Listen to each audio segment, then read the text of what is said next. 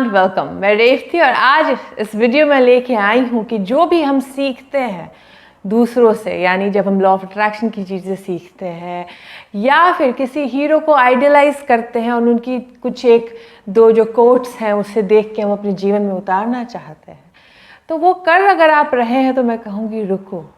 क्योंकि अगर आप किसी हीरो को आइडियलाइज करते हो और हीरो की जर्नी पे ध्यान नहीं देते हो तो आप कहीं ना कहीं अपने साथ और बुरा करने वाले हो। क्योंकि आप जब सिर्फ हीरो को आइडियलाइज करके वो कहाँ पहुँचा है उसको देखते हो और उनकी जर्नी पे ध्यान नहीं देते हो तो सबसे इम्पॉर्टेंट सीख जो आपको मिलनी चाहिए वो नहीं सीख पा रहे हो। ये वीडियो बनाने के पीछे एक रीज़न था मेरा। ये रीज़न ये था कि आफ्टर 12th ईमेल आया था। उस ईमेल में उन्होंने बताया था कि किस तरीके से पहले वो लॉ ऑफ अट्रैक्शन को समझते थे, सीखते थे, प्रैक्टिस भी करते थे। फिर उन्होंने एक rich dad poor dad book पढ़ी। पूरी बुक पढ़ने के बाद उन्हें एक लाइन बहुत ज़्यादा भा गई। वो लाइन ये थी कि घर खरीदने का समय, सही समय अभी है। और फिर उन्होंने अपनी माली हालत पे ध्यान ना देते हुए किसी तरीके से लॉ ऑफ अट्रैक्शन की चीज़ें करके पैसे अट्रैक्ट कर लिए और एक घर खरीद लिया। अब घर खरीदने के बाद जो रियलिटी थी बहुत ज़्यादा डिक्टेट करने लग गई, क्योंकि पैसे कहीं ना कहीं से उन्होंने अरेंज करके खरीदे थे। जब मैंने उनकी पूरी ईमेल पढ़ी तो मुझे समझ में आया कि उन्होंने गलती आखिर की क्या थी। और आप सभी से मैं आज ये वीडियो में यही बताना चाह रही हूँ कि कहीं आप भी यही गलती तो नहीं कर बैठे हैं। क्योंकि जब हम लॉ ऑफ अट्रैक्शन सीखते हैं या फिर किसी भी सक्सेसफुल इंसान, ज़रूरी नहीं है आप लॉ ऑफ अट्रैक्शन सीख रहे हो, आप बहुत लॉजिकल हो और बहुत रियलिटी फेसिंग और बहुत अच्छे सक्सेसफुल लोगों को सीखते हो और समझने की कोशिश करते हो, बट एक लाइन पे जब आप सिर्फ फोकस करके अपने लाइफ चेंजिंग डिसीजंस बेस्ड कर लेते हो तो आप बहुत बड़ी गलती कर रहे हो। क्योंकि आज अगर रिच डैड पुअर डैड की ही बात करो और इन्होंने एक लाइन पकड़ लिया कि घर खरीदने का सही समय अभी है, बट इन्होंने सबसे इम्पॉर्टेंट चीज़ पे ध्यान ही नहीं दिया जो कियोसाकी सबको सिखाते हैं। वो ये है कि आप कभी भी लाइबिलिटी नहीं खरीदे, आप हमेशा एसेट्स खरीदे। और जब आप घर ऐसे खरीदते हो जिसमें आप खुद ही रहने जा रहे हो, ना कि उससे कुछ आपका इनकम जनरेट होगा, तो वो एक लाइबिलिटी है, वो आपकी एसेट नहीं है। एसेट बनेगा शायद वो 10 साल 20 साल बाद, बट आपको रिच डैड पुअर डैड में ये नहीं सिखाया गया है कि अपने लाइफस्टाइल को इन्हांस करो। यही इसलिए शायद कोचेस और मेंटर्स इतना ज़्यादा इम्पॉर्टेंट है, क्योंकि आप जब कुछ सुनते हो और उसको ढंग से नहीं समझ के एक लाइफ चेंजिंग डिसीजंस ले लेते हो तो आपको उस चीज़ का इम्प्लीकेशन भोगना पड़ता है। और शायद यही रीज़न है कि आपको इतने सारे कॉन्ट्रास्ट आए।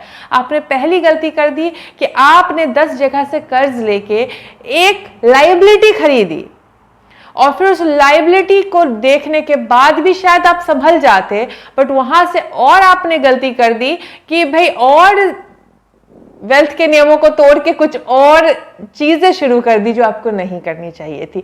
आप जब ढंग से चीजों को समझेंगे, ढंग से एग्जामिन करेंगे और तब किसी चीज को फॉलो करेंगे तो वो काम करती है। सिर्फ एक शब्द, एक लाइन, एक चीज पे फोकस करके अपनी लाइफ की डिसीजंस को ना ले। मुझे एक ईमेल आई थी बहुत महीने पहले कि मैंने किसी कोच के कहने पे अपना गवर्नमेंट जॉब की जो प्रैक्टिस कर रही थी वो बंद कर दी, क्योंकि कोच ने बोला क्या मिलेगा गवर्नमेंट जॉब करके, तुम कुछ और कर लो।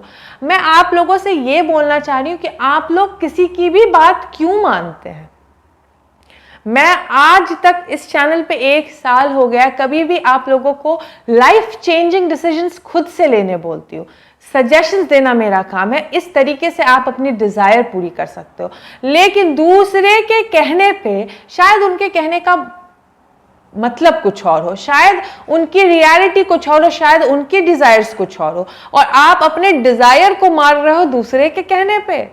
अगर आप लॉ ऑफ अट्रैक्शन सच में फॉलो करते हो और आप अगर सच में अपने आप को क्रिएटर मानते हो तो आप जो चाहोगे वो क्रिएट कर सकते हो, लेकिन संभल कर, लेकिन नियमों को ढंग से समझकर।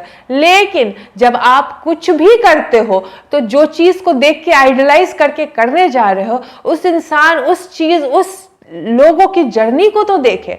किसी ने मुझे बोला था कि अब्राहम बोलती है काम नहीं करना चाहिए। मैंने कहा अब्राहम कभी नहीं बोलती है काम नहीं करना चाहिए। अब्राहम सिर्फ ये बोलती है कि एक्शन बहुत छोटा सा पार्ट है।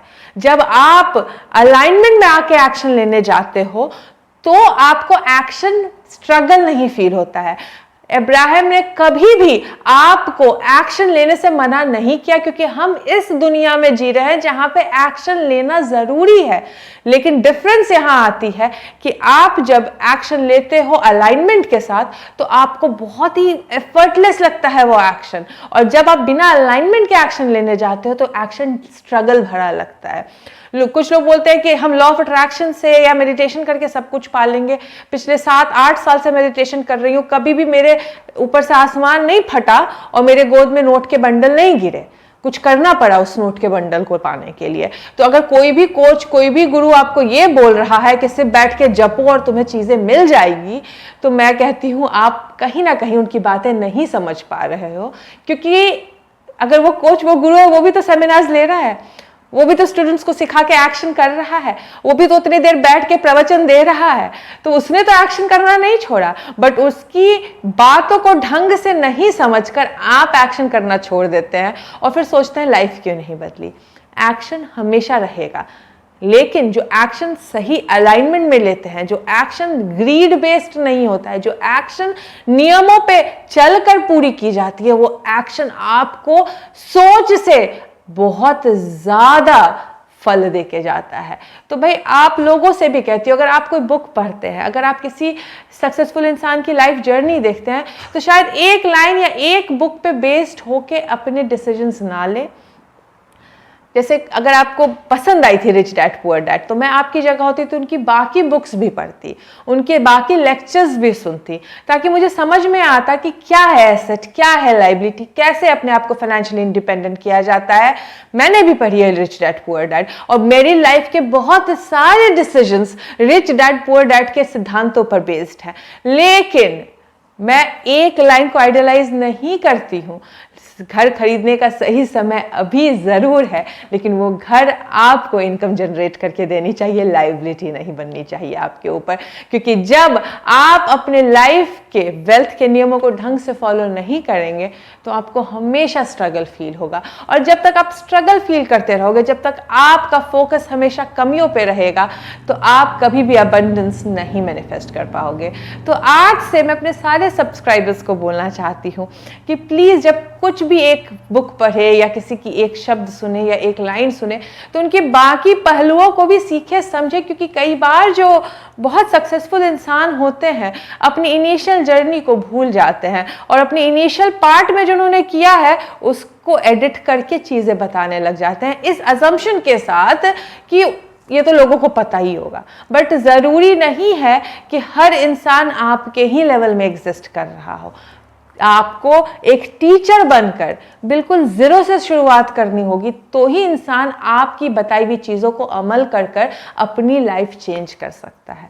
तो अगर आप कोच हैं, अगर आप टीचर हैं, अगर आप किसी की लाइफ बदलना चाहते हैं, तो अपनी इनिशियल जर्नी को कभी ना भूलें। अगर आप किसी सक्सेसफुल इंसान को आइडियलाइज कर रहे हैं, अगर आप किसी हीरो को आइडियलाइज कर रहे हैं, तो उस हीरो की जर्नी को देखना ना भूलें। हीरो ने क्या अचीव किया है ये तो बहुत अच्छी बात है, बट कितने समय में अचीव किया, कैसे किया, कौन सा काम करके अचीव किया, ये भी जानना ज़रूरी है। उसकी एक सिद्धांत को नहीं, बल्कि उसके सारे सिद्धांतों को जानने के बाद ही लाइफ चेंजिंग डिसीजंस लीजिए।